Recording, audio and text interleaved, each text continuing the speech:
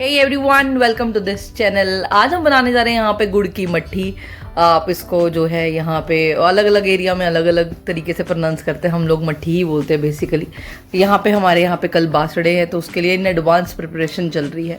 तो यहाँ पे जैगरी लिया, मैंने गुड़ लिया है आधा किलो के करीब। तो इसको आधी कटोरी पानी के साथ हम लोग मेल्ट कर लेंगे। प्रॉपरली मेल्ट हो जाना चाहिए और उसको स्ट्रेन करके हम लोग जो है फिर यूज़ करेंगे, क्योंकि गुड़ में जो है अपना भी जैसे थ्रेड्स वगैरह होते हैं तो वो निकालने के लिए। यहाँ पे 1 किलो आटा लिया मैंने, साथ में ही 1 टेबलस्पून के करीब फेनल सीड्स लिए हैं सौंफ, और 1 टेबलस्पून के करीब यहाँ पे मैं ले रही हूँ यहाँ पे तिल, वाइट तिल का इस्तेमाल कर रहे हैं।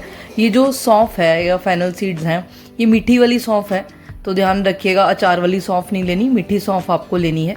इसी के अंदर मैं यहाँ पे बेकिंग जो सोडा है वो इस्तेमाल कर रही हूँ, और मैं यहाँ पे तकरीबन ½ टेबलस्पून के करीब जो है वो बेकिंग सोडा का इस्तेमाल कर रही हूँ। देखिए बिल्कुल एकदम जो है वो गुड़ मेल्ट हो जाना चाहिए, और आप इसे छन्नी से छानने के बाद ही यहाँ पे इस्तेमाल करेंगे। तो हम बेकिंग सोडा को डाल लेंगे इसमें और अच्छी तरीके से मिक्स कर लेंगे।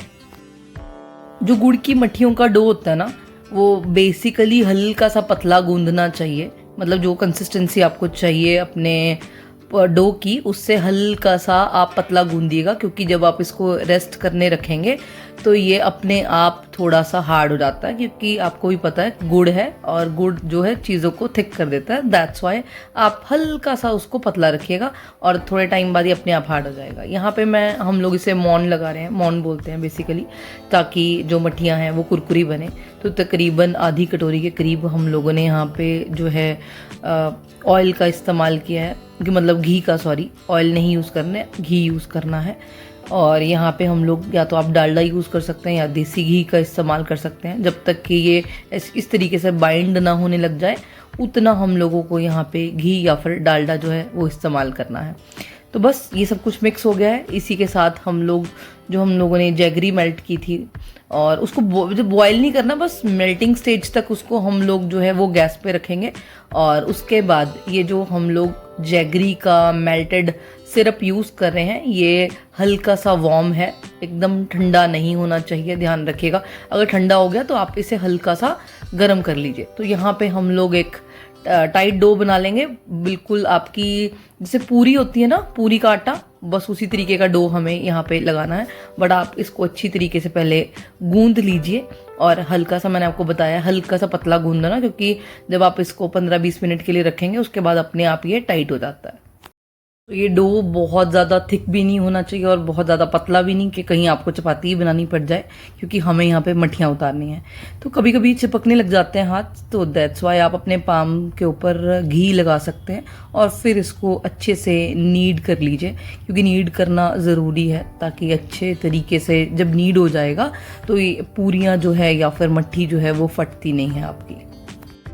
डो को हम लोग तकरीबन जो है वो 15-20 मिनट के लिए रेस्ट देंगे, और उसके बाद हम लोग यहाँ पे बनाएंगे इसकी पेड़ियाँ।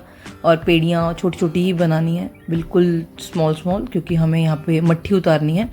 बहुत पतली नहीं करनी है, ध्यान रखिएगा, और बहुत ज़्यादा थिक भी नहीं होना चाहिए, मीडियम रखेंगे। कुछ इस तरीके से आपका डो प्रेस होना चाहिए, बस दैट्स इट। हम लोग 15-20 मिनट का रेस्ट जो है इसे दे दिया था, और इसके बाद देखिए बिल्कुल भी यहाँ पे क्रैक्स नहीं है, अच्छे तरीके से डो जो है, अगर नीड हो गया होगा ना तो आपके पेड़ी में बिल्कुल भी क्रैक्स आपको नहीं दिखाई देंगे। और अगर आपकी पेड़ी में क्रैक्स दिख रहे हैं इट मीन्स कि आपने डो को अच्छे से नीड नहीं किया है।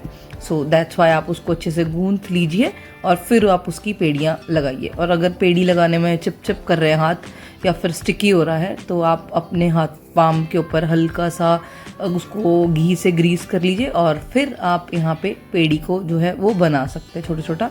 तो सबसे पहले यहाँ पे स्मॉल बॉल्स जो है वो बना के रख लेंगे इस डो की, और उसके बाद फिर मट्ठी को बेलेंगे।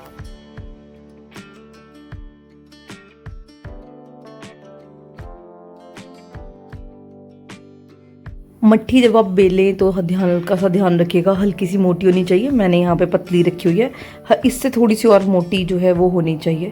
ये बहुत ज़्यादा पतली कर दी है मैंने, हल्का सा मोटा रखिएगा, एकदम परफेक्ट जो है मट्ठी उतर के आएगी। तो जब हम मट्ठी उतारेंगे किसी भी ऑयल को हीट कर लीजिए, किसी भी ऑयल में, रिफाइंड ऑयल में आप लोग यूज़ कर सकते हैं। तेल इस्तेमाल मत करिएगा इसके अंदर, जो भी घी या फिर आप लोग कोई भी रिफाइंड ऑयल जो है वो यूज़ करिएगा। डालडा मत यूज़ करिएगा क्योंकि डालडा स्टिकी हो जाता है, दैट्स वाई। और उसके बाद जो ऑयल है या फिर घी है उसको अच्छे से हीटअप कर लीजिए, और जब बिल्कुल एकदम अच्छे से हीटअप हो जाए फिर हम लोग यहाँ पे मट्ठियों को छोड़ेंगे। ऑयल अच्छे से गर्म हो गया कि नहीं, आप छोटा सा बॉल जो है अपने डो का हल्का सा इसके अंदर डाल के देख लीजिए, एकदम जो है वो बिल्कुल गर्म हो जाना चाहिए। तो अगर ये एकदम से उठ रहा है तो बहुत ज़्यादा भी गर्म नहीं करना है, नॉर्मल हम लोग गर्म करेंगे। और जैसे ही हम लोग यहाँ पे मट्ठी को डाल देते हैं इसके अंदर, उसके बाद मैं यहाँ पे फ्लेम को बिल्कुल मीडियम पे कर देती हूँ। हाई फ्लेम पे हम लोग इसे नहीं उतारेंगे, मीडियम फ्लेम पे हम लोग इसे उतारेंगे, क्योंकि अदरवाइज़ क्या होगा, गुड़ की वजह से ना एकदम इमीडिएट रेड हो जाती है। हल्का हल्का इसे पलटते रहेंगे और एकदम ब्राउन गोल्डन कलर इसके ऊपर आ जाना चाहिए, कुछ इस तरीके से। तो धीरे धीरे करके आप इसे पलटिएगा और बस ऐसे ही करके हम लोग सारी मट्ठी को यहाँ पे उतार लेंगे।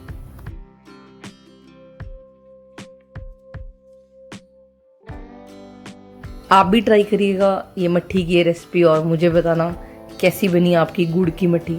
Till then, love you all, bye bye, take care guys.